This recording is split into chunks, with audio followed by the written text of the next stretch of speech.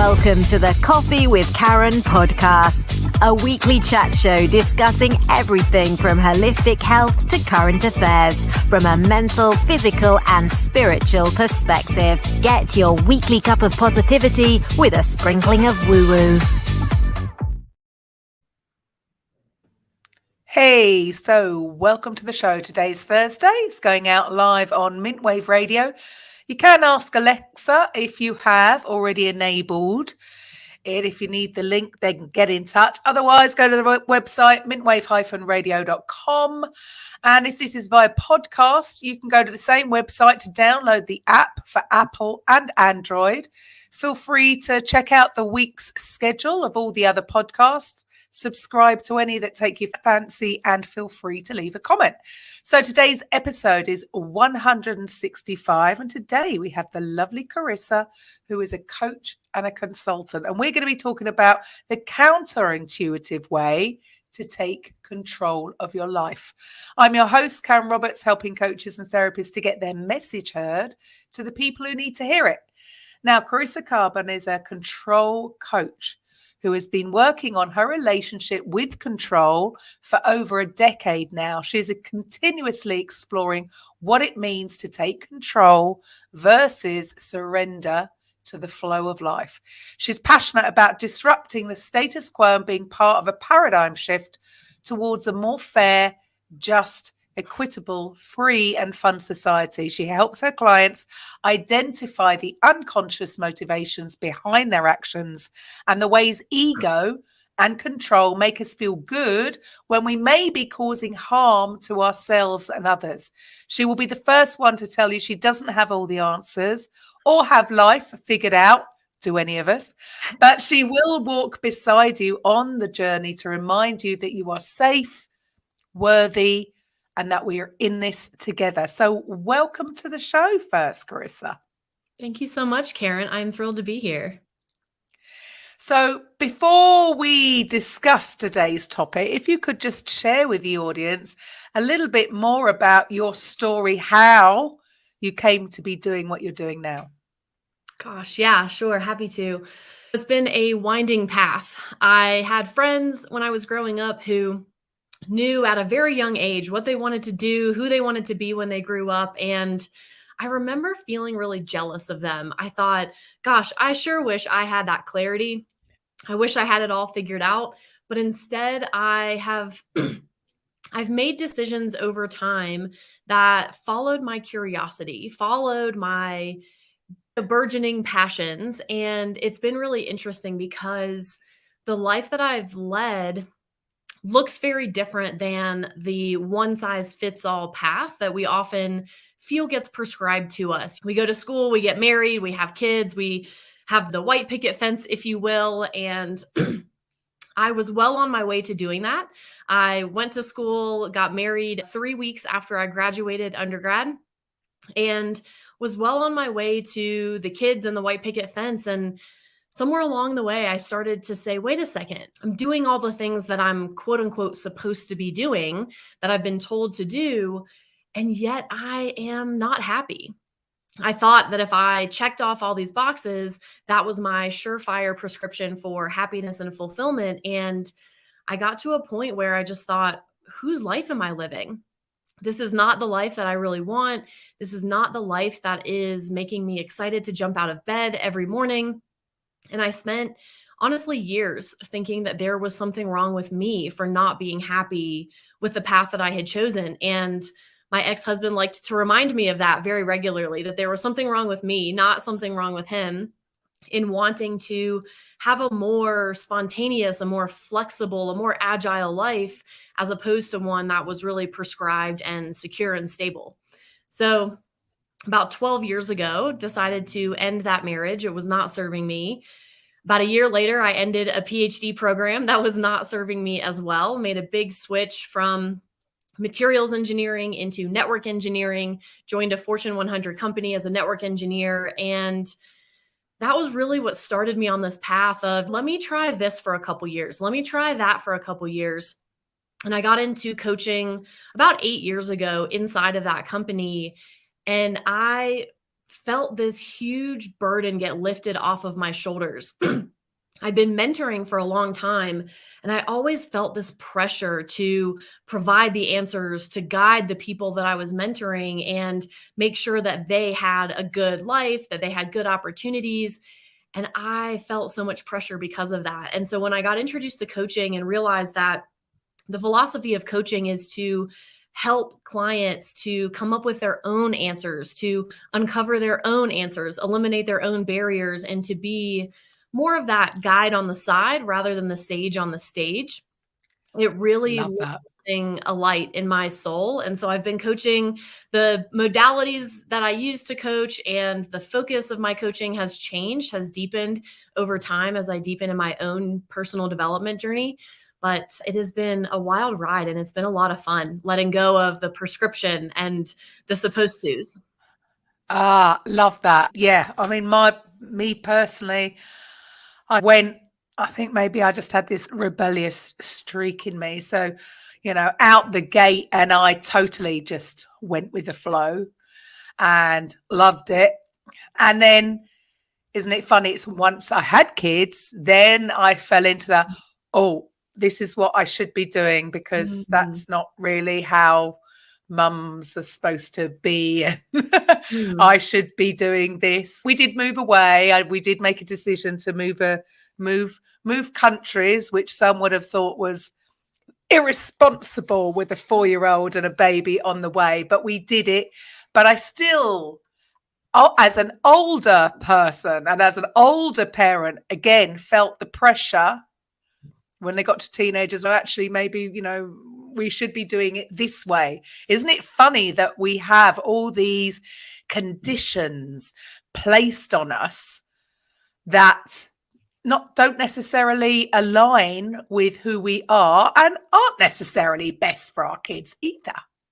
Absolutely. And what I think is so interesting is the conditioning that you mentioned. We're conditioned to want certain houses or to portray ourselves in a certain way, to have a status, a house, when really what I have found to be really interesting over the last several years as I deepen into mindset work, neuroscience, it's actually the conditioning of yearning that keeps us stuck. So it's not actually that getting the house, getting the car, getting the job, getting the partner actually makes us happy, because as most of us have experienced, once we get the thing, we might celebrate for 5 minutes, give ourselves a quick pat on the back, but then it's on to the next thing. So it's actually this mindset of yearning and hustling that I work with the most with my clients. There's a big difference. First of all, tell us about your relationship with control and how. Yeah, it's been a rocky road for sure. Oh my gosh. So how has that evolved? It's funny because I can go back to even as far back as my childhood, and my mom will tell me stories of how, as a kid in the morning, if my socks didn't fit just right, if they were a little crooked, I would let it ruin my whole day. Now, granted, I now know that I have sensory issues that were leading to such a high tension situation, but really what it came down to was I really wanted to control my surroundings. I wanted to control my environment. I grew up as an only child with a single parent. My mom moved around a lot. We were not part of the military, but I moved around a lot. So I spent most of my childhood feeling like I wasn't in control. So I ended up going out and looking for the littlest things, like my socks fitting perfectly, the littlest things that I could control that would stave off this feeling of, oh my gosh, I don't get a say. I don't have a voice. I don't get to control anything. And as I got older, I was rewarded for that. The more things I took control of, taking control of my career, taking control of my life path, I was rewarded, but I still felt a lot of anxiety. I would notice that it was very hard for me to be present in the moment because I was constantly planning, constantly trying to figure out every eventuality. Okay, if this happens, then I'll do this. If that happens, then I'll do this. If this person says this to me, then I'll say this in response.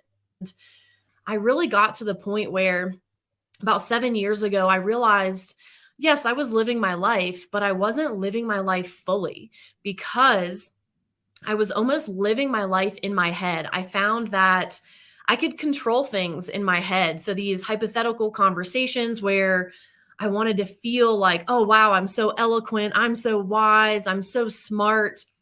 I have these answers. It went really well when the conversation was scripted in my head. But I had an experience at a training seminar, a personal development seminar, where within a couple of days, I felt so proud of myself that I knew almost everybody's name. There were about over 80 people in this room. And I very quickly was taking notes. I was making a note of, okay, this person's name is this, they're from here. And I was essentially studying and recording data in my head. And I felt really good about it. And I had this really visceral experience where I realized nobody knew my name.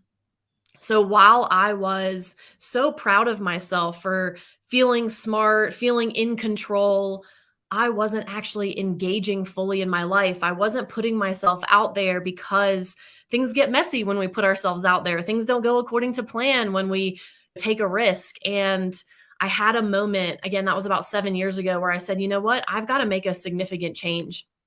I need to, and I want to engage in my life, because I don't want to get to the end of this life and think, wow, all of those hypothetical conversations in my head went really well. I want to know that I have actually lived well. And so that has really started to transform my relationship with control. As I started to dig in, I got curious about, why do I want to be in control all of the time? And I started unpacking. I started engaging in a lot of, honestly, healing work from childhood trauma. And that has really given me the opportunity to play with surrender, to say, you know what, I'm going to control the things that I can control, my actions, my behaviors, my perceptions, and my thoughts, but I'm going to release the need and even the desire. Honestly, it's a huge burden off my shoulders when I don't feel like I'm Atlas wearing the world and having to do everything myself. It's been really beautiful. And as I have developed on this journey and experienced so much joy and freedom as a result, that's when I decided to pivot my coaching business from more of traditional leadership coaching into control coaching. Where does this real need to control, is stemming from fear, right? It's some sort of fear, having to control everything, because I suppose the fear of the unknown is just too scary. That this was obviously, I'm presuming this was subconscious, this was unconscious, you weren't aware of it. When did you become aware that was the issue that was holding you back? I would say probably about 3 or 4 years ago is when I really got to, okay, this is control. Because you're right, a lot of it was unconscious, a lot of it was patterns and programs. I like to use the metaphor of software. Coming from a technical background, I love to use this idea that, we all have this operating system in our minds, right? And I like to think of it as software.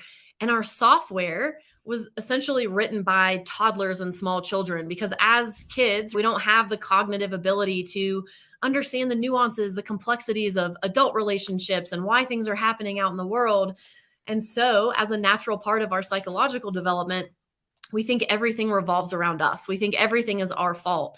And so we start coding these programs into our subconscious of how to show up in the world in a way that will give us our best shot at love and belonging. So if we were raised in a traumatic house, for instance, where our parents were very cold, those primary caregivers that we think are going to love us no matter what, if we learn that we have to perform, that we have to not speak up, whatever it is, whatever these behaviors are that we learn in our primary household, we start coding those. And then as we become adults, we're still operating with this software written by toddlers and children. And so for me, the way I think about it is I've been consciously working to upgrade my software. And so for every version, I discover something new. And it might be, oh, wow, I'm observing my life, I'm not fully engaging. That was one upgrade. And then a couple of years later, it was another upgrade. So I'd say probably about 3 or 4 years ago is when I realized it all comes down to control for me. And what happened when you did finally surrender? How did things change for you and with your day to day? Yeah, I would say I'll be really candid and transparent and say it wasn't an immediate, oh, the light bulb goes off and the clouds open, the sky starts shining immediately. For me, it has been a really hard but transformative path to reconcile all the ways that I have tried to control my surroundings, my career, my partner, all of these things. And so I will say it wasn't an overnight shift by any means, but as a result, I notice I am more patient. I am more kind. I am less likely to jump to a negative conclusion because I'm not trying to figure out all the ways that things could go wrong. So I'm more open, I'm more flexible. I have experiences that I never would have had if I had kept my kind of blinders on to what I wanted and what I wanted to control. And so a couple of years ago, I read this book called The Surrender Experiment, and it was really beautiful. It's Michael Singer. He wrote The Untethered Soul, for anyone who's familiar with it. And it was really beautiful to see his relationship of surrender unfolding and what that meant for his life. And essentially, I want to be really clear here because I certainly went into what I would call extreme surrender or resignation, which I don't think is healthy. But for me personally, I needed to play with the extremes because I had been extremely controlling. So now I needed to know what it felt like to give up all sense of control. And that led to also some not so pleasant experiences, but that's where I really had that epiphany to say, you know what? I am meant to control things that I can control. Not that control itself is a bad word or that we shouldn't control anything. It's okay. I need to and want to and get to step up and take control. And I get to surrender to the things that were never mine to control in the first place. But isn't that the majority of it? Because is that not a myth at the end of the day, especially over the last 3 years of the madness? More than 3 years now. Yeah. This sense of, I think that's taught people that all the things you thought you had control of could disappear overnight. Actually, it was a myth that you ever had any control. Absolutely. It's absolutely a myth. And then look at us now. We're coming out of the craziness of the last 3 years. And we see so many people saying, okay, let's go back to the way we were. Let's re-buy into the myth. Yeah, no. So what are some of the ways that we get it wrong when it comes to taking control of our life? I think the one that has been the most insidious and the least obvious for me is this mindset of I'll be happy when, I'll be fulfilled when. You know, whether it's, oh, I need to lose a couple of kilos or I need to get that promotion and then I'll be happy. I did the same thing with even this personal development work. I said, I'll be happy once I heal. And what I have really come to realize is our happiness is well within our control and it's accessible every single day and every single moment that we choose to go out and get it. But because we've been conditioned to yearn, to hustle, to believe that we need to have more, we need to do more in order to be worthy, we put all of these middlemen between us and happiness. And we think, okay, when my kids listen to me, I'll be happy. When this happens, when I make it it's never going to happen.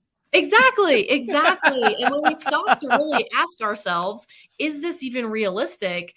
Consciously, we can say, no, I'm never going to be able to control my kids. I'm never going to be able to control the way my partner loads the dishwasher. And so that is one of the ways that I certainly got it wrong, if you will. And I don't even like to use judgmental words like right and wrong. For me, it is very much a path of development and unfolding. And so for me, I realize I could not have gotten here to where I am without going through every single step and every single experience that got me here. There was no way for me to bypass all of this learning and embody it overnight. I needed to go through this. So I will say, talk to me in a year and I might say something totally different because I'm on this constant evolution. And so I don't think I got it wrong, but the ways that I noticed it wasn't serving me and it wasn't serving the impact I want to have in the world, it wasn't serving the relationships that I had. And so I think that's something that's really amazing. When I ask my clients, when they come to me and they say, oh, when this happens, I'll be happy, we start to unpack and I say, what does happy mean to you? And we start to define happy, which strangely, most of my clients have never even actually thought about what happiness truly is to them. Instead, we're buying into what media tells us happiness is, what social media tells us we should be yearning for and wanting. But most of the time, when I unpack this with my clients and with myself, it's some version of, I want to be present. I want to feel joy. I want to feel the love that my partner's offering me. I don't want to feel anxious and constantly consumed by the future or the past. And then I say, what's stopping you from doing that right now? I don't have this. I don't have that. And it's actually the thing that you're striving for that you think is going to make you happy is actually the thing standing between you and happiness and fulfillment. So we work to take out the middleman. Love that. Yeah, you can do that any day you want.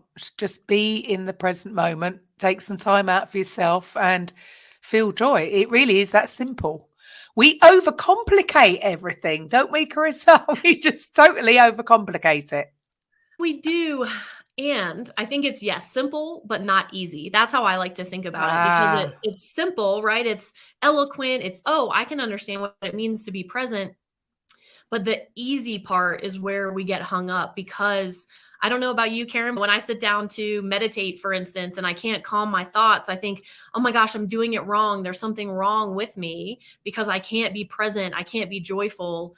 And so rather than continuing to judge myself and say, I'm doing it wrong, I'm not doing this well enough, I don't know how to be present or joyful, instead, I started to say, what are the barriers that are getting in the way of me being present?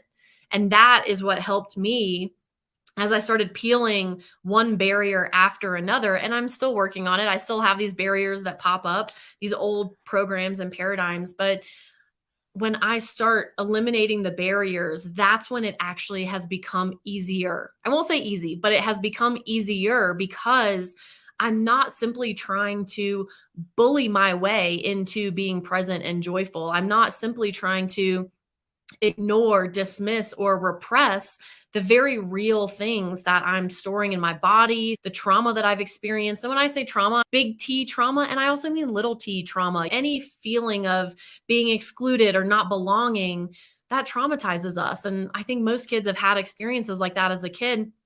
And so it's really about, okay, this feels simple, but what's getting in the way of it being easy? And it takes practice. Like you said, yes. It's never gonna happen overnight. And yeah, I meditate regularly, but yes, like you, there are days where I've foolishly maybe looked at my phone and got something in my head and think, no, I'm going to meditate, and then I can't stop thinking about it. I think, oh, it just takes practice to get back into it, to not look at the phone. With meditating, I've even reframed it for myself. It's not a successful meditation only if I can clear my mind and achieve some meditative state. For me now, it's carving out that pocket of time for myself, sending that signal to my subconscious that I'm worth it, that I deserve some amount of peace, whether it's 5 minutes, 10 minutes, 15 minutes, to close my door and to just be with myself. That is a successful meditation for me. And that's the self. Everyone thinks self-care means you got to go out on a spa day with your friends, and it doesn't have to be that. It could just be 5 minutes, 10 minutes by yourself, allowing yourself, giving yourself permission to just simply be. What are some of the negative impacts on ourselves and others when we are trying to control outcomes or trying to control other people? How much time do we have? I think I'll speak to a few that have been the most pervasive in my life and those of people I've come into relationship with. I will say, when we try to control our circumstances, right? So not necessarily controlling other people, but when we buy into the notion that our bodies have to be changed in order to be worthy or to be lovable, when we buy into the notion of trying to control our career progression or whatever it is, we have anxiety, We can often get into depression, quite frankly. I've gone through situational depression myself, and especially I'm in the United States and on the heels of the murder of George Floyd and the kind of social awakening with regard to race, that sent me into a depression because I felt so hopeless. I wanted to save the world. I wanted to control what was happening. And so that's the other thing about control is it's not just a negative thing saying, oh, I wish you would do what I want. I'm going to control you in a negative way. It's even wanting to control in a positive way. So even wanting to go out and have this positive impact and make a big difference, I got caught up in that and I got really attached to that. And that created depression in me. So we can have somatic symptoms, right? We can develop rashes and really significant cancers and health situations here. If you want to read a book, The Body Keeps the Score, another great one about how we store our experiences in our bodies. And so when we tell ourselves that something went really wrong because we didn't control it or we didn't get the outcome that we wanted, that gets stored in our bodies. When we feel that we're in an environment every day that isn't psychologically safe, our brain interprets that as physical danger. And so if we're going into our work environment thinking, I can't be safe or I don't feel comfortable unless I can control everything around me, then we're going to spend the majority of our time with our nervous system dysregulated in fight or flight, those moments of time that are meant to be a moment, supposed to have a surge of adrenaline or a surge of cortisol to escape a danger. And then we're supposed to regulate. We're supposed to come back down. But most of us are living in a state of constant dysregulation. And that has so many impacts on our health. We don't sleep as well. We're anxious. So that's just when we try to control our situation and our environment. Now that gets exacerbated with our relationships when we try to control other people. Because I don't know about you, Karen, but I certainly don't like it when people tell me what to do and they try to control what I'm doing. If they can reason with me, get me on board, enroll me, then it becomes an intrinsic motivation for me to want to do something. But when I have tried to control my partner, my friends, my boss, anybody, it usually doesn't go so well. And so then what happens is I damage that relationship. And our relationships are what keeps us going. We are community creatures. We are meant to be in relationship with one another. So if we sabotage those relationships, then we can feel isolated, which exacerbates those symptoms of anxiety, depression, loneliness, suicidal ideation, death by suicide. We see the rates of death by suicide rising, and it's because we're becoming more isolated. We don't have those relationships. Social media is not a fulfilling relationship. It's the highlight reel and it's superficial. It's like eating junk food for our main diet. So we can damage these relationships, isolate ourselves, and honestly have so many negative impacts by trying to control the things that, frankly, we were never meant to control. So when we talk about going with the flow, do you think that many are just so scared because what's the steps to doing it? It sounds so easy, doesn't it? Stop trying to be in control and just go with the flow, surrender. Oh, yeah, but. Yes. So all these things will come up. So what would be the step 1, 2, 3 to being able to trust yourself and the flow? How do people get there? How do they go from being in control to full surrender? Such a good question. The yes, but, right? There are a lot of people probably listening to this who think that works for others, but it won't work for me because, and then they fill in the blank. And so I think a couple of steps, really tangible steps I would offer. The first one is to notice. When we get curious, it's really hard to be judgmental and curious at the same time. So if we can get curious and we start noticing, just asking ourselves, what are the most pervasive thoughts? What are the most repetitive thoughts that I'm having every day? I have to do this. I have to lose weight. I need to get in shape. I need to go to the gym, whatever it is. Whatever domains or whatever patterns we notice are playing on repeat, that's data. It's information. Our emotions, our thoughts, everything is data if we choose to use it that way. And so I think noticing our most pervasive patterns, especially the ones that we feel are keeping us stuck or the ones that are making us the most unhappy. What are those patterns that happen so frequently? And then ask ourselves, where did this thought come from? Where was the first time that I experienced this feeling or this thought? Oftentimes, we can trace it back to childhood before the age of 10. A parent or an authority figure told us, oh, in my case, I identify as a woman. Oh, girls are meant to be nice and seen and not heard. Well, I'm a very outspoken and direct human being. And so that created friction because I thought, this is who I am, but it's not who I'm supposed to be. But the really powerful thing in noticing this and asking that question of where was the first time I felt this and tracing the origin is because we start to realize our thoughts are not necessarily true. We tend to think that the things happening inside of our head must be true. They must be factual, when in reality, it's a perception. It is usually some sort of repeated pattern from our childhood, young adulthood. We had a partner who, and I'll go with, let's say, the fitness or the weight conversation, because that's one that's been really prevalent in my life. And I know for a lot of others as well.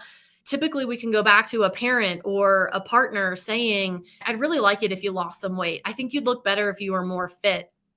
And so then we internalize that, and then we start running that pattern in our minds.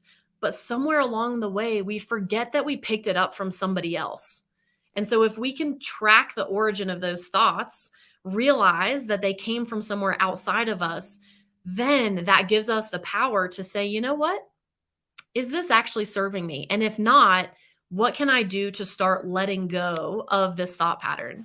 So that's certainly one that I would offer. And what, with regards to that kind of thing, I'm sure if people have had a weight problem, they've probably had some kind of experience of something similar. Yeah. But is it just being aware? Is that enough? Because, you can think, oh, yeah, that's because so-and-so used to say that to me. But just being aware, because it's an unconscious thing, right? So how can you just drop it? Awareness is obviously step one. Sure. Or is that you've got to revisit it daily? You've got to practice that rechecking in to actually release it, because this is all unconscious.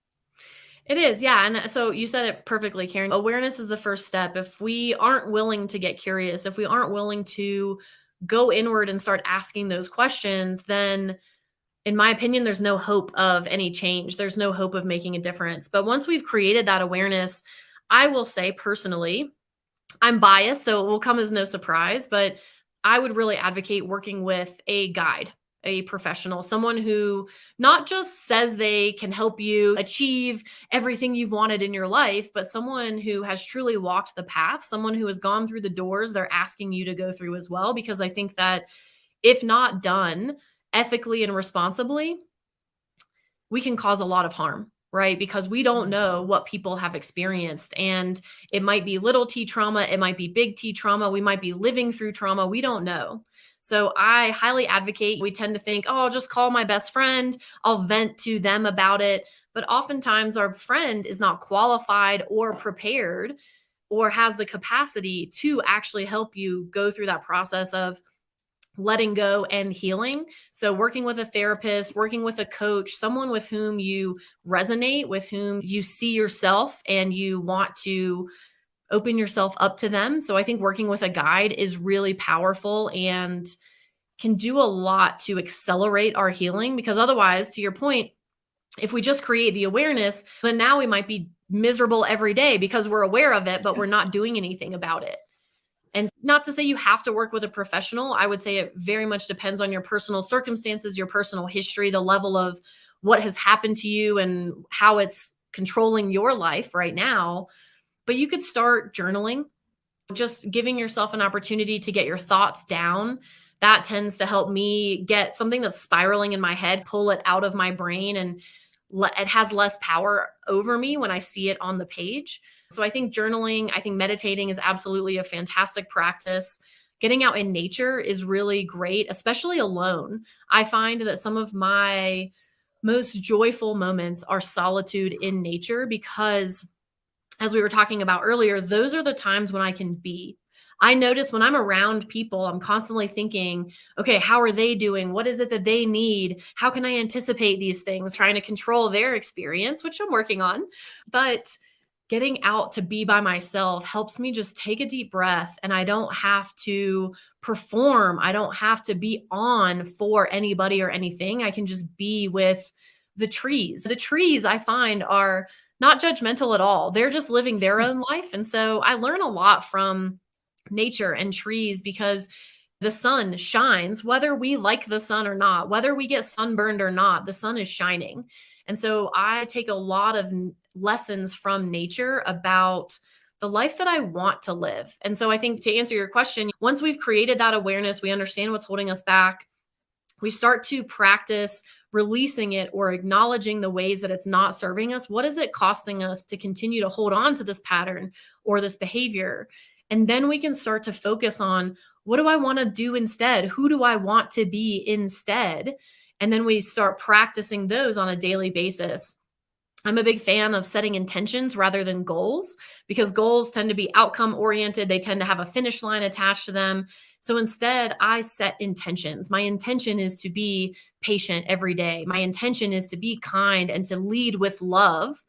I don't always get it right. Sometimes I get triggered. I'm a human being. I react, and then I hold myself accountable. When I realize, oof, I slipped into that old pattern, I did that old thing again, instead of just, oh, sweep that under the rug, now I hold myself to account, and I make amends to the people I've harmed when I do that. And then it strengthens the relationship. We often think, oh gosh, I don't want to say that. I don't want to do this thing because I'm afraid it will hurt the relationship, when more often than not, it's the things that are unsaid that are hurting our relationships. Very true. Very true. And so it is, again, just going back from what you've just shared there, really, is getting aware and then practicing being present. Because otherwise, if we go back to our automated life, because we are, most of us, if you're not consciously aware of what's going on, you are just running a program. You're just going about your day on autopilot. And of course, nothing is ever going to get solved that way, because you're running a program. So what I've just got from you is just, okay, be curious. You said at the beginning, be curious. And I suppose it's, again, I'm just going to say that, again, we've been conditioned to not talk to ourselves. I'm so sorry. Hold on. Let me just put it is on. Okay, that's weird. I'm just going to make a note. 39 minutes. Oh, how dare you interrupt me? Go away. Sorry, that's why it's my door. Who could possibly be at my door? You can go grab it if you need to. No worries. No, you're all right. You're all right. I'm just going to turn that off. Go. Right. Oh, it's really thrown me. I'm just going to say this. Oh, yeah. So I'm going to say this. We've been conditioned that we shouldn't talk to ourselves. But actually, we should talk to ourselves, and we should get curious with ourselves and ask ourselves questions for that to clear that kind of thing, and practice it so that we are aware of this stuff so that we can heal and move forward. Yeah. And I think what's really important to recognize too, because I on my own journey have at times been really judgmental and harsh with myself. Oh gosh, I'm doing it again. Oh gosh, why am I on autopilot? And I would get down on myself. But I think it's also important to recognize that our brains have evolved to help us survive. So all of the autopilot that you mentioned is very real, because our brains could not handle all of the sensory information that's coming in. We must make choices. Our brain must make a decision to say, you know what, not so important. We're not even going to register that. You know what, this is really important. We're going to register this. And so I have also done my best to be much more compassionate towards myself, to recognize, oh, okay, the autopilot has served me and it continues to serve me. Being an autopilot isn't inherently a bad thing. I don't like black and white binary thinking, which our binary bias is also something that our brain does to protect us. But it's the sort of thing that we have the opportunity. We have, for anyone who knows Daniel Kahneman's work, Thinking Fast and Slow, he's a behavioral economist and has won a Nobel Prize, really great work. He has done a lot to help us understand the biases, the heuristics that are at play in our brains. And so we can start to track, oh, it serves me in this situation. It doesn't serve me in this situation. So rather than having that program that in our mind just runs all of the time, for anyone who's a coder, you can start to introduce if-then statements. And if you're not a coder, you could probably understand that too, right? If-then. So instead of just this program running 100% of the time, no matter what, we can upgrade that software and rewrite it to say, you know what, in this situation, I'm okay on autopilot. When I'm driving in the car, right, I am not necessarily incredibly consciously aware. I'm listening to the radio or an audio book. I'm having a conversation. I'm paying attention to the road, but because I'm comfortable as a driver, now I don't need to think about it all of the time. But now you better believe when it's storming, when it's snowing, when there are adverse conditions, now I'm tuned into the road. So it's a practice that we get better. We can create muscle memory. We can create new programs that may feel awkward, uncomfortable, hard at first, just as driving did when we were first learning to drive. But over time and with practice, the practices become easier until one day we think, gosh, how did I even get home today? I was totally on autopilot the whole time. We were safe, but we didn't have to think about it. And so it can feel hard and uncomfortable at first, but it does get easier, I promise. So is there anything in our lives that we do really have control over? Our thoughts, our emotions. And I want to caveat that though, we don't necessarily have control over the somatic sensation or the emotion. The trigger emotion is what I call it. When someone says something offensive or rude or hurtful or dismissive towards us, we have a trigger emotion. And that emotion is, again, data. It's there to serve us. It's there to say, oh, there's a threat or there's danger or, ooh, I didn't like that. That didn't feel good. Let me figure out what I want to do about it. So we can't necessarily control the trigger emotion, but we do get to control what we do with it. So if I'm feeling, I had a perfect example the other day with a misunderstanding in a conversation where I noticed this person got triggered and they said something to me that I found really hurtful and I got triggered by it. But in that moment, I was able to pause and say, you know what? I'm not going to respond the way I normally would to try to hurt that person in response because I feel hurt.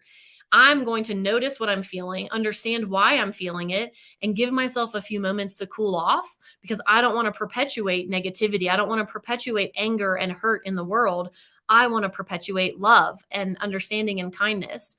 So we get to control our thoughts. We get to control our behaviors. We get to control what it is we want to do with our emotions. And ultimately, we get to control the path that we choose in life. We do not have to live a path that our parents, that our partner, that our kids are telling us, or we feel is implied being put on us. We get to choose because, as Mary Oliver says, we have one wild and precious life. And I don't want to get to the end of it feeling like I lived my life for anybody other than myself. And rightly. So with all of this, with with everything that you've learned throughout your journey, how has your life changed as your relationship with control has evolved or is evolving? Evolving, yes, definitely an ing on the end of that one. I will say I really feel much more grateful more of the time. I'm intentional in my gratitude practice. I seek out the things I'm grateful for, but releasing the need to control things outside of me has really lightened the load on my shoulders. At first, it was hard. It was like, okay, I know I'm doing this for a reason. I know I can't control these things, so I'm going to choose to let go. And it was work, right? I had to work at it. And now things bother me much less.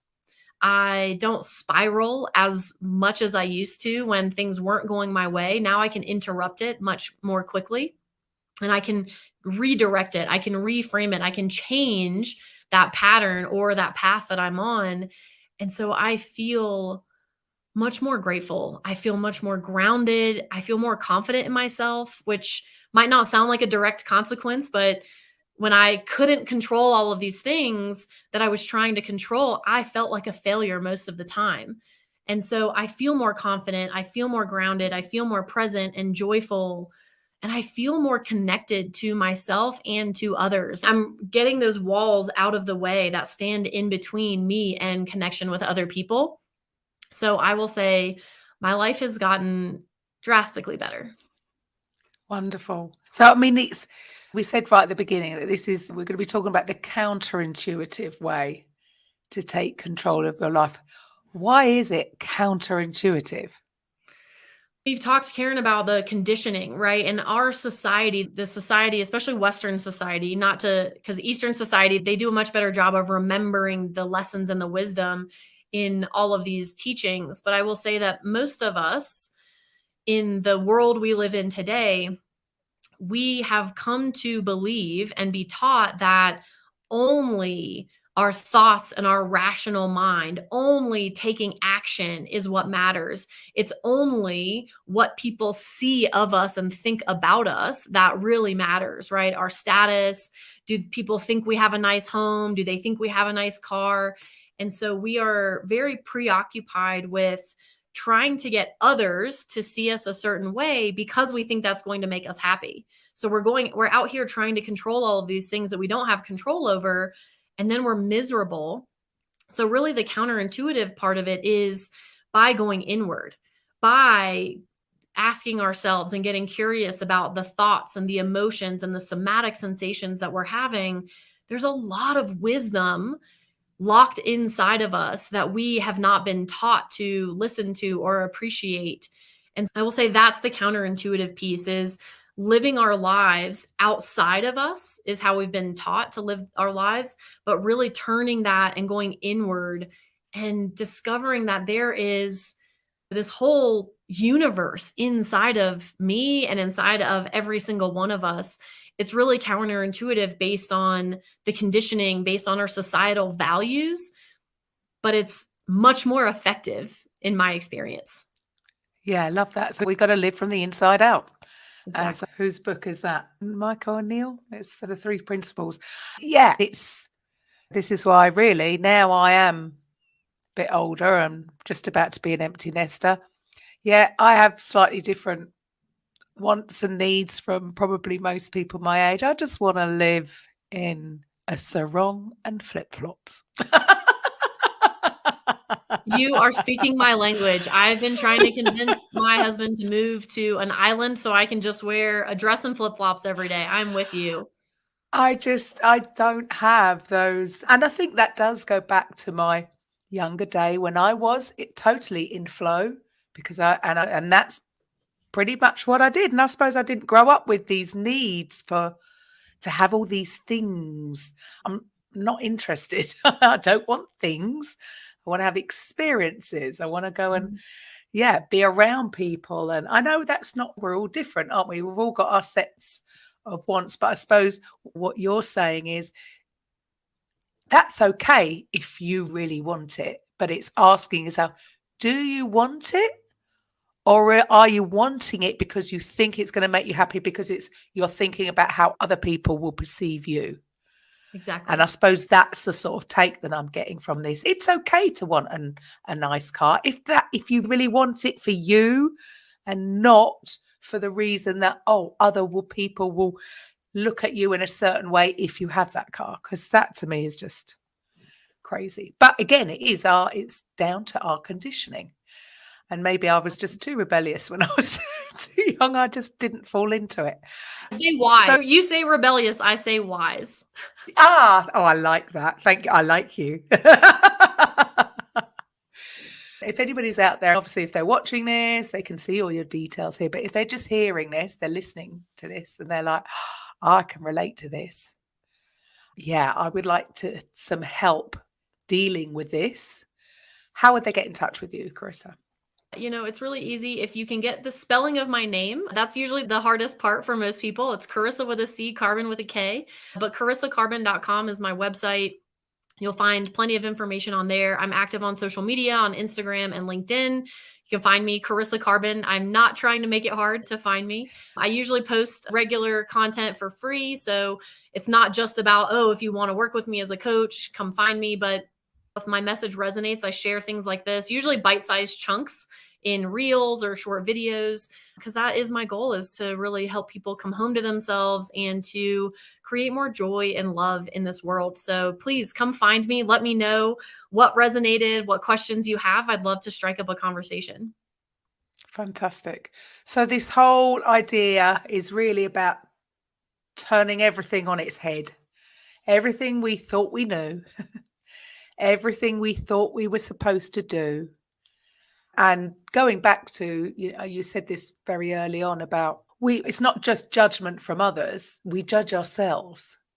So release all that judgment. There is no, like you said earlier, there is no right or wrong. It's whatever's right for you. If you're not harming another person, there is no right or wrong. There's nothing. If you want it, go for it. If you don't, but really getting in tune with what it is that you really want and the reasons behind it, and being really honest with yourself about that, because again, there's no blame with anything. It doesn't make you a bad person because you have been thinking that way. It's just been your conditioning.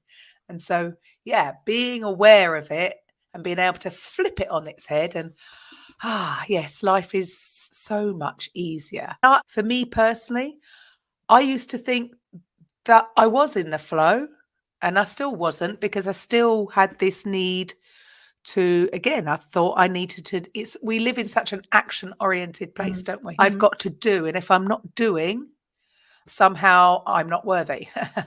And then I've got to just do more to get more. Yep. And actually, it is when you actually take things off. And I love that practicing being, which is something I never really got. I used to think I've just got to meditate, but sometimes meditation it's almost taking you out there, away from your body. Sure. But actually just being present in your body. And I used to it's weird. You said about the driving. I mean, we drive on autopilot, right? But I used to use my time driving as practicing being. Now that might sound to some, that sounds dangerous. But it wasn't, because it was the opposite. Because like we say, we go in autopilot, right? And we're driving. Whereas being ultra aware of, so I was actually probably a safer driver. Yep. But because I was ultra aware and ultra present, that time was for me to, no thoughts, just being. That's when a lot came up and things flowed a lot easier. Beautiful. Yeah, absolutely. We can practice it no matter where we are. I love that driving example. I had that this weekend. I was in the car and just soaking in the sunshine, the earth moving around me, and just being ultra aware and very present of it. We live in my opinion, we live in such a beautiful, exquisite world, and to let it pass me by, let this life pass me by, just feels like a crime.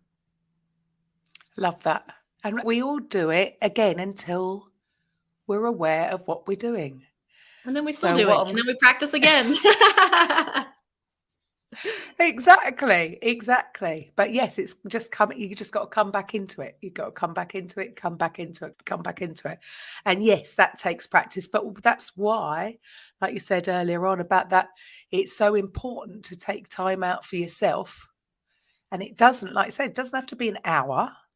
It could just be 5 minutes of downtime, of giving yourself permission to have that time of no thinking, of just practicing being in the present moment. I know that it's had a massive impact on me. I'm actually more productive when I do go to my computer to work, rather than trying to think and remember of all the things I need to do and then procrastinating about it and actually spending longer. When I have practiced it, then I am in the flow. Yeah, wonderful advice. Love it. So, CarissaCarbon.com. Is that right? Yeah, Yes, you nice got and it. simple. So thank you so much for your time today. It's been wonderful speaking to you. This is really quite new to me, and I would say only in the last year. And I would say I've been a student of the self-development arena for about 20 years, getting it wrong. Well, not getting it wrong, getting my perception of it. Because they all tell you it's your thoughts. Thoughts become things. It's your thoughts control. And it is easier than I thought. Because yes, that just practicing being 5 minutes a day, doesn't have to be hard, can actually make a difference over time, not instantly. And it was like, oh, silly Karen, overcomplicating it. It's a lot easier than I thought it was. So the conditioning that things have to happen instantly, even that notion, that is something that comes from outside of us. So yeah, being patient and just practicing is beautiful. Doesn't it? Nothing happens overnight. I come from the fitness world. So yeah, you want to lose weight, ain't going to happen overnight. I don't care what sort of workout you do or what you eat or what superfood or whatever. There is time in this arena, we're in this physical body as present. So there are rules to the universe. So everything is going to take time. Why would it not when it comes to your mind as well? Exactly. Keep going. Stop being so judgmental on yourself. Give yourself a break. Give yourself 5 minutes. Love it. Awesome. Thank you once Karen. again. Really appreciate it. And to the rest of the listeners, I will have a wonderful weekend because I will be back on Monday with a coffee with Karen. Bye for now. Coffee with Karen podcast, a weekly chat show discussing everything from holistic health to current affairs from a mental, physical and spiritual perspective. Get your weekly cup of positivity